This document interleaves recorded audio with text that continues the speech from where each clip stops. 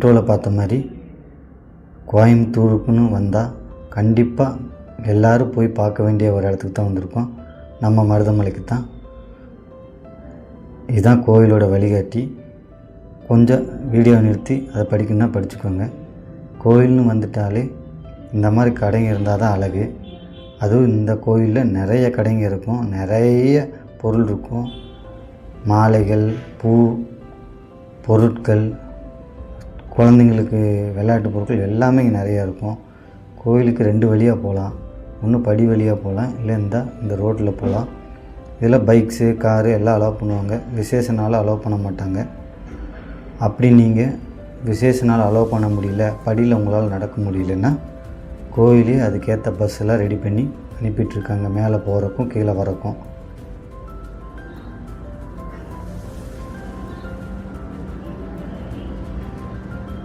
இதுதான் அந்த பஸ்ஸு. போகிறக்கு 10 ரூபா, போக வர 20 ரூபான்னு மேலே போயிட்டு கீழே வந்துட்டுருக்குது. நம்ம படியில் போகிறதுனால படியிலேருந்து ஸ்டார்ட் பண்ணுறோம். இதாங்க மொதல் படி, இதிலேருந்து தான் ஸ்டார்ட் பண்ண போகிறோம். வாங்க போகலாம் எல்லோரும் ஒன்றா.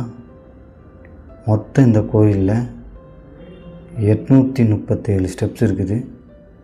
ஒவ்வொருத்தரும் ஒவ்வொரு மாதிரி சொல்கிறாங்க. ஆனால் அதிகமாக இது பண்ணதில் 837 ஸ்டெப் தான் அதிக பேர் சொல்கிறாங்க. நம்ம இந்த ஸ்டெப்ஸ் ஏற ஸ்டார்ட் பண்ண உடனே எப்படி எந்த கோயில் போனாலும் விநாயகர் நம்ம கும்பிடணுமோ அதே மாதிரி மருதமலை ஏறும்போது கண்டிப்பாக இவரை நீங்கள் வழிபட்டு தான் போகணும். ஏன்னா தானாக தோன்றிய விநாயகர் இவர். அதனால தான் நான் படியில் போக சொல்கிறேன். இந்த மாதிரி நிறைய புது புது விஷயங்கள் படியில் தான் உங்களுக்கு கிடைக்கும். கார்லேயோ பைக்லேயோ போயிட்டிங்கன்னா இவரை நீங்கள் மிஸ் பண்ணிடுவீங்க. இவர் தானாக அவரே தோன்றினவர், எந்த மனிதர்களாலும் உருவாக்கப்பட்டவர் இல்லை. இவர் என்ன ஸ்பெஷல்னால் நம்மளோட தடைகள் கஷ்டங்கள்லாம் இருந்தால் அவங்க போக்கிடுவார். அந்த அளவுக்கு இவர் ரொம்ப பவர்ஃபுல். கண்டிப்பாக இவரை வேண்டிட்டு போங்க. அதுக்கப்புறம் ஏன் படியில் போகிறோன்னா இந்த மாதிரி 2 பக்கமும் காடு இருக்கும், நடுவில் நம்ம நடந்து போவோம். மூலிகை காற்று அதிகமாக இருக்கிற ஒரு இடம் இந்த மருதமலைன்னு சொல்லுவாங்க. ஆனால் இங்கே பாருங்கள், பாறை ஃபுல்லாக அவங்க கலை ஓவியத்தை காட்டியிருக்காங்க. நீங்கள் எதுவும் இந்த மாதிரி பண்ணாதீங்க. நம்ம கோயிலை நம்ம தான் நல்லா பார்த்துக்கணும். போகிற பக்கம் குப்பையோ உங்களால் எந்த சேதமோ இல்லாத மாதிரி பார்த்துக்கோங்க. ஏன்னா அவ்வளோ அழகு, அவ்வளோ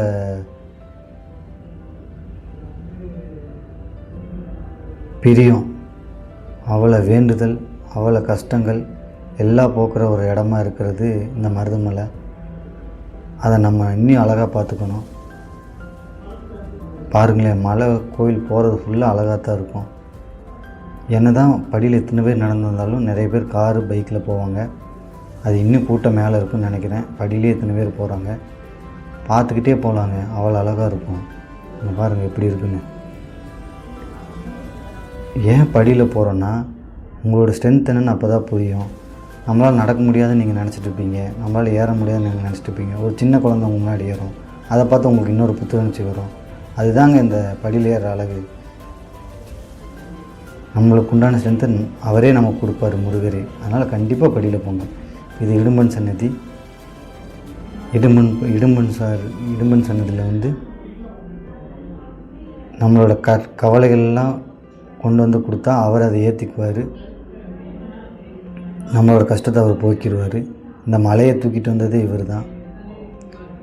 நம்மளுக்கு பாதுகாப்பாகவும் செயல்படுறவர் இவர் தான். அதனால் கண்டிப்பாக இவர் வணங்கிட்டு போங்க. கார் பைக்கில் வந்தாலும் இங்கே ஓரமாக நிறுத்திட்டு கண்டிப்பாக இவர் வணங்கிட்டு போங்க. ஏன்னா நம்ம பாதுகாப்பே இடும்பன் தான். முருகர் நம்ம பாதுகாப்பு தான், இருந்தாலும் இடும்பன் அவர் ஒரு வகையான பாதுகாப்பு நம்மளுக்கு. கண்டிப்பாக அவர் வணங்கிட்டு வாங்க. அதுக்கப்புறம் ஸ்டெப்ஸ் ஏற முடியாதவங்க அங்கங்கே உட்காந்துட்டு வாங்க. எல்லா பக்கமும் அழகழகாக ப்ளேஸ் இருக்குது. அமைதியாக உட்காந்து நிம்மதியாக நடந்து வாங்க. ஃபைனலாக நம்ம மேலே வந்துட்டோங்க. தெரியுதுங்களா கோபுரம்?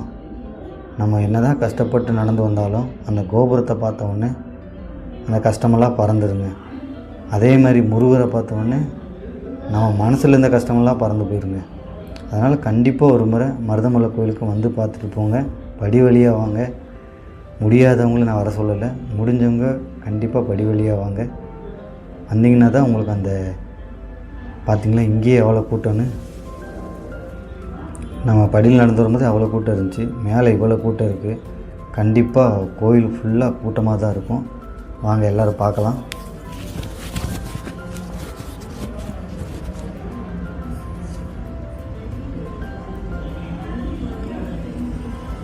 பாருங்க, அந்த கோபுர அழகே அழகு தாங்க.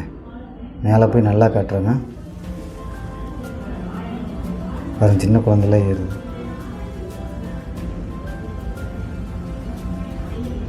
கோவிலுக்கு போனாலே சுற்றி அழகாக இருக்குங்க. நல்லா பார்த்துட்டு வரலாம், கண்ணு குளிர்ச்சியாகவும் பார்த்துட்டு வரலாம், மனசு நிறைவாகவும் பார்த்துட்டு வரலாம். அந்தளவுக்கு அழகாக இருக்குதுங்க. கண்டிப்பாக ஒரு முறை போய் பார்த்துட்டு வந்துடுங்க. கூட்டமாக இருக்கும், பார்க்க முடியாதுன்னு நினைக்காதீங்க. வேண்டுதலோடு போங்க. கண்டிப்பாக நீங்கள் எல்லாத்தையும் பார்த்துட்டு வரலாம், முருகனையும் பார்த்துட்டு வரலாம். பாருங்கள், சுற்றியும் வியூ பாயிண்ட்ஸ் தான். மேலே வந்தால் எங்கே நின்று வேணால் பார்த்துக்கலாம். எவ்வளோ அழகாக இருக்குன்னு பாருங்கள்.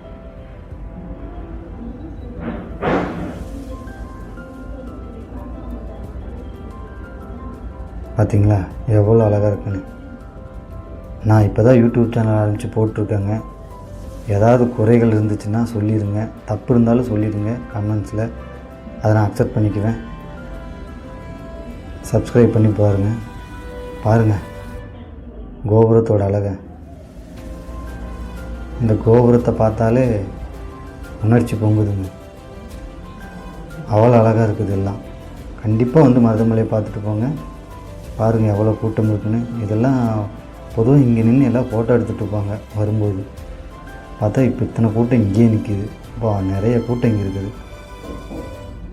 நாங்கள் போகும்போது இங்கே நிறைய பேர் சாமி பார்க்க முடியாமல் அந்த சைடில் நின்று சாமி பார்த்தாங்க. அதை உங்களுக்கு காட்டுறேன். அங்கே தான் தேர் நிறுத்தி வச்சுருப்பாங்க. கோபுரம் பாருங்கள் எப்படி இருக்குன்னு. எல்லோரும் இந்த சைடில் நின்று சாமியை பார்ப்பாங்க. அந்த இடத்த இப்போ காட்டுறேன் பாருங்கள். இந்த இடத்துலேருந்து அங்கே பார்த்துட்டு இருந்தாங்க சாமியை. அது வந்து லைனில் உள்ளே போய் பார்க்குறது. இங்கே நின்று எல்லோரும் முருகனை சைடில் பார்த்துட்டு இருந்தாங்க. நிறைய பேர் வீடியோ எடுத்துருந்தாங்க. நானும் வீடியோ எடுத்திருந்தேன். அந்த முருகனை உங்களுக்கு காட்டுறேன். நல்லா வணங்கிக்கோங்க. அரோகரா முருகா. மருதமலை காக்கும் எங்கள் கந்தா, உன் கருணை மழையில் நனைந்தோமையா, வெற்றி வேலுடன் வருவாய் முருகனை தரிசிச்சிட்டிங்களா? நல்லா கண் குளிர பார்த்துட்டிங்களா? நானும் அப்படி தான் பார்த்துட்டு வரேன். அப்படி உங்களுக்கு அது பிடிச்சிருந்துச்சின்னா நம்ம சேனல் சப்ஸ்கிரைப் பண்ணுங்கள். அடுத்து என்ன மாதிரி கோயிலுக்கு போகலான்னு சொல்லுங்கள், கமெண்டில் சொல்லுங்கள். கண்டிப்பாக அந்த கோயிலுக்கு போய் உங்களுக்கு வீடியோ எடுத்து போட்டுறேன். இப்போ தான் புதுசாக ஆரம்பித்தனால கொஞ்சம் மிஸ்டேக் இருக்கலாம். அதை கொஞ்சம் நீங்கள் கமெண்ட்டில் சொன்னீங்களா மாற்றிக்கிறேன். இது பாம்பாட்டி சிற்றர் கோயில் போகிற இடம். இது சூப்பராக இருக்குங்க. மருதமலைக்கு வரவங்க பாதி பேர் இந்த பக்கம் வர்றதில்லை. அது ஏன்னு தெரியறதில்ல. ஆனால் இந்த கோயில் போகிறது அவர்கள் நல்லதுங்க. 18 சித்தரில் ஒருத்தர் தான் இந்த பாம்பாட்டி சித்தர். இந்த போகிற இடமே நல்ல காடுக்குள்ளே போகிற மாதிரி இருக்குங்க. பாம்பாட்டி சித்தர் கோயில் இல்லை, பாம்பாட்டி சித்தர் குகை கோயில். அது ஒரு குகையில் தான் முன்னாடி இருந்துச்சு. இப்போ அது கோயில் செட்டப்பாக பண்ணி வச்சுருக்காங்க. போகிற பக்கம் அவ்வளோ அழகாக இருக்கும். 2 மலைக்கு நடுவில் ஒரு குகை இருக்கிற மாதிரி தான் அந்த கோயிலே இருந்துச்சு. இப்போ எல்லாம் நிறைய மாறிடுச்சு.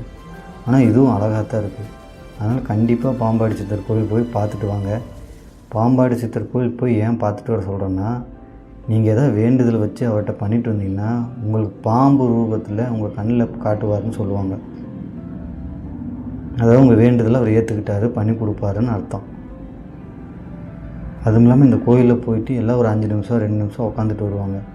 அவ்வளோ நல்லதுங்க. அங்கே சுற்றி வைப்பே வந்து அந்த ஒரு எனர்ஜி இருக்கும். அதனால் கண்டிப்பாக பாம்பாட்டி சித்தர் கோயில் பார்த்துட்டு வாங்க. அங்கே யார் போயிட்டுன்னு நினச்சிக்காதீங்க. முருகரை பார்த்துட்டு கண்டிப்பாக பாம்பாட்டி சித்தரும் பார்த்துட்டு வாங்க. அவ்வளோ நல்லதுங்க. நான் உங்களுக்கு கோயிலுக்குள்ளேயே போய் காட்டுறேன். பாருங்கள் எப்படி இருப்பாங்கன்னு.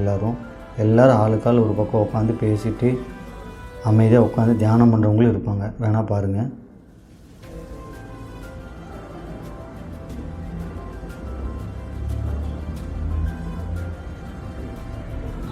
பார்த்தீங்களா, எல்லாம் ஆளுக்கு ஒரு சைடு உட்காந்துருக்காங்களா. எல்லாம் கொஞ்ச நேரம் இருந்து பார்த்துட்டு தான் வருவாங்க. அந்த அளவுக்கு நல்லா இருக்குங்க. கண்டிப்பாக இவரை வந்து வணங்கிட்டு போங்க. அவ்வளோ நல்லது உங்களுக்கு.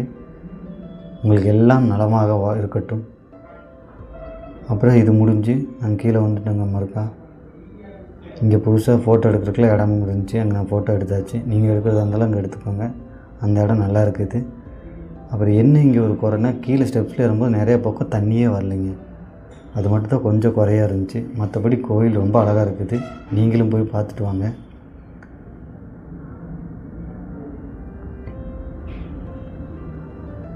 எல்லாம் மன நிறைவாக பார்த்துருப்பீங்கன்னு நினைக்கிறேன். அதுக்கப்புறம் இந்த பஸ் வழியே தான் எல்லாம் கீழே போகிறாங்க. இதுக்கும் கூட்டம் ஜாஸ்தி இருக்குது. வெயிட் பண்ணி ஏறுறாங்க. ஆனால் நாங்கள் படியிலேயே போயிட்டோம். நன்றி, வணக்கம். மறக்காமல் சப்ஸ்கிரைப் பண்ணுங்கள் நம்ம புது சேனலுக்கு.